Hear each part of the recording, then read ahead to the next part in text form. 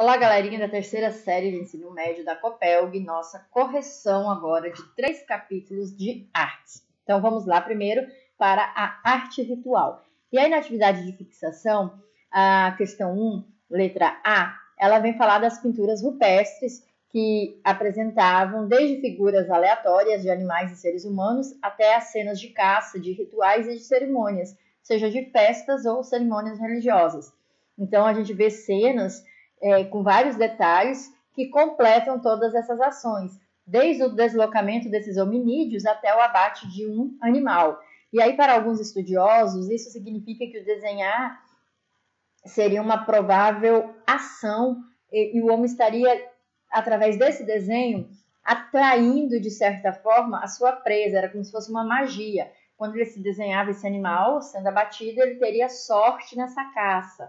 Então, isso levava a crer que o homem paleolítico ele tinha já essas crenças sobrenaturais, mesmo que fossem instintivas. E aí, na questão 1b, a gente vê que, além desse cunho ritualístico, no que se refere aos momentos de caça, a pintura rupestre do paleolítico e do neolítico, elas são parecidas.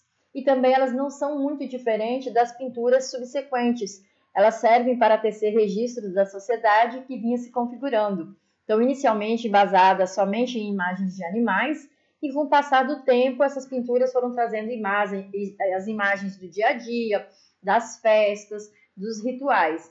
E alguns registros dão conta já do uso da dança e da música também. Então, a intenção, portanto, é a de registro para que esses costumes fossem compartilhados com os povos das tribos que ainda estariam por vir. Na questão 2, a gente tem um questionamento onde a sua resposta ela é pessoal, não existe uma resposta pronta engessada. Só que você tem que compreender que a fonte para a obtenção das cores depende muito da região onde a figura foi encontrada. Então, a tinta, geralmente, ela é obtida por meio de misturas de pigmentos de cores misturadas com gordura desses animais. E os homens desse período, eles utilizavam pigmentos de minerais, vegetais, animais e eles faziam essa mistura para conseguir a tonalidade. A cor branca ela era obtida por meio de argilas. O vermelho, o amarelo e o ocre vem do óxido de ferro, o marrom do dióxido de manganês e a cor preta do carvão da madeira ou até mesmo dos ossos calcinados. Na questão 3, a gente vai ver que a resposta correta é a letra B, que a principal característica dos desenhos da Idade da Pedra Lascada é o naturalismo. Os artistas paleolíticos superiores, eles faziam esses desenhos de pintura e também de escultura.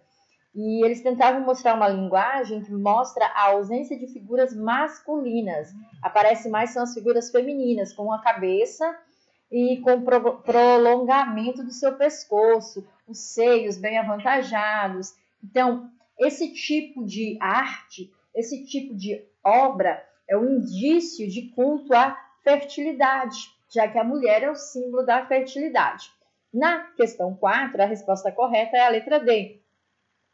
E aí você tem que perceber que as pinturas rupestres, elas eram características principalmente lá do Paleolítico, porque lá no Neolítico agora vai ter as tribos, vai ter o uso do fogo e o metal e o barro vão passar a predominar e aí vai surgir as esculturas com o maior destaque nessa questão artística.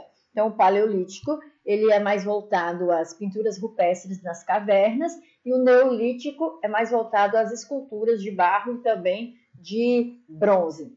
Então, o naturalismo se dá pelo fato de as representações de animais feitas nessas cavernas serem bastante reais, com grandes detalhes.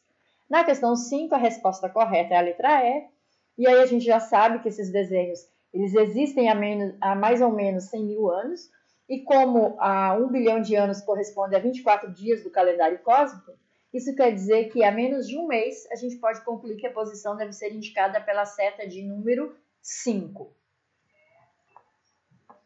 E aí agora a gente vai para o próximo capítulo, que é culturas ancestrais. Na fixação 1A, a resposta ela é pessoal, só que você tem que estar ciente na diferenciação, na distinção histórica. Então, há um registro de determinações do rei da Espanha, em 1556, proibindo o uso da palavra conquista e propondo a utilização do termo descobrimento. Por quê? Quando eu digo conquista, dá a impressão que eu estou pegando aquilo à força. Quando eu digo descobrir, é um ato sem intenção. Então, eles mudam esse termo. O termo conquista está mais associado a ter alguma coisa para mim.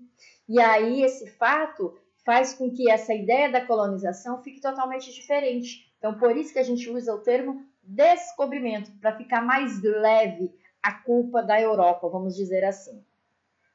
Na questão 1b, fala sobre a intolerância, que marcou todo esse encontro além-mar de europeus e americanos, e onde a gente sabe que os europeus queriam conquistar essas terras, eles não queriam ter relações de amizades, mas eles queriam impor seus costumes, sua religião, sua ideologia, e o objetivo principal desses conquistadores não era trocar essas relações, mas sim conseguir dominar aquele povo para conseguir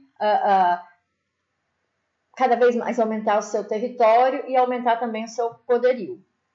Na questão 2, a letra A são os astecas, incas e maias, que são povos que valorizavam o sentimento religioso, adoravam vários deuses, eram politeístas e tinham a agricultura como base da economia. Os povos pré-colombianos, habitantes da América Central e da região dos Andes, lá na América do Sul, antes da chegada de Cristóvão e dos europeus, formaram uma civilização bem mais avançada. Alguns deles, inclusive, eles tinham os conhecimentos já bem complexos da matemática, da engenharia, da astronomia e também já tinham uma escrita. Então, os índios da América do Sul, eles se estabeleceram em grupos ou nações e priorizaram o cultivo da terra e o desenvolvimento do artesanato e da cultura local. Na questão 3b, aliás, na questão 3, a resposta correta é a B, a alternativa 1 é verdadeira, a alternativa 2 é falsa e a alternativa 3 também é verdadeira. Então, a região na qual se instalou a agricultura do Império Azteca é uma região pantanosa do Lago Texcoco, região de muita chuva. E aí a gente vem aqui, também a alternativa 4 é falsa, porque a cidade de Machu Picchu não é uma construção dos índios norte-americanos, mas é uma construção do Império Inca. A questão 4, a resposta correta é a letra E, e essa resposta a gente consegue quando a gente vai fazer a interpretação da tela, do enunciado e de alguns conhecimentos históricos sobre a chegada dos espanhóis à região do México.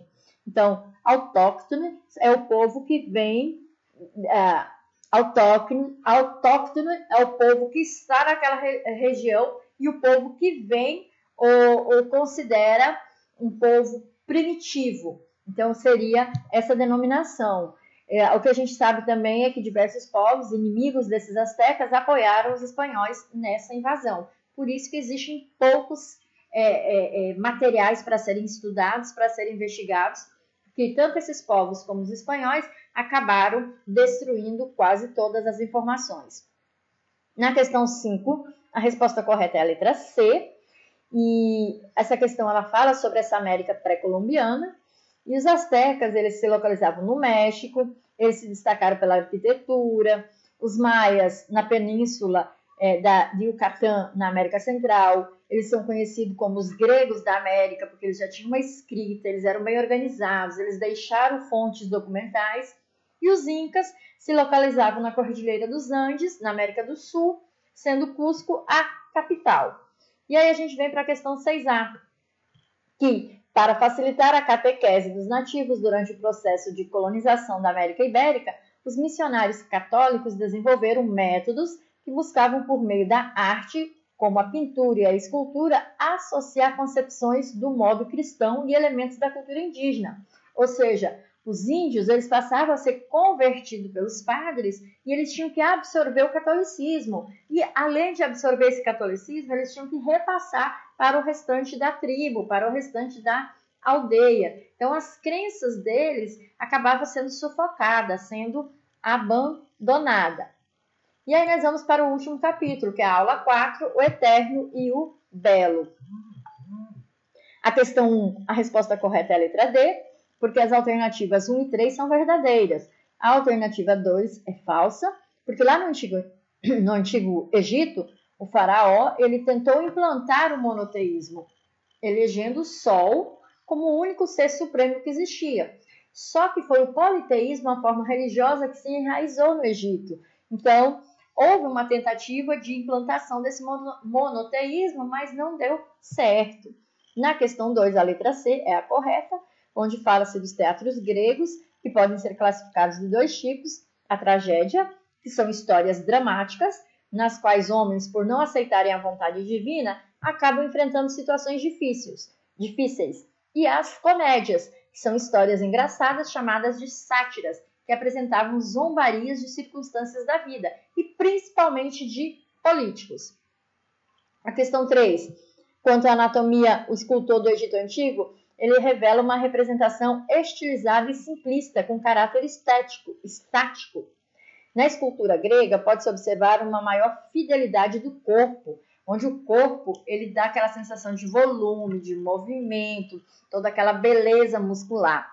Só que a gente tem que lembrar que essa maior representatividade do corpo humano nas esculturas gregas só vão começar a partir do período clássico, e no período arcaico as primeiras manifestações eram muito parecidas com as egípcias. Então, lá na Grécia, é só no segundo período é que realmente esse corpo vai ter essa noção de movimento, essa impressão de movimento.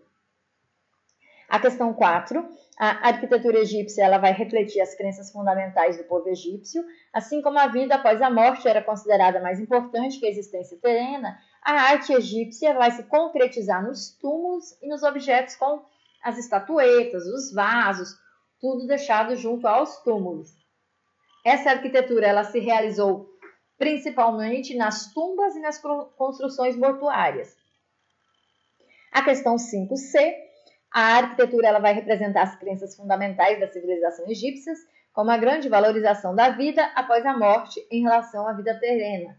Isso podia ser bem observado em túmulos, tumbas e outras construções mortuárias, que quanto maiores expressam com mais exatidão o poderio faraônico. Então aqui a gente conseguiu fazer a correção de 3 capítulos do livro didático de vocês. Estudem para a prova, qualquer coisa vamos tirar as dúvidas nos nossos plantões de WhatsApp.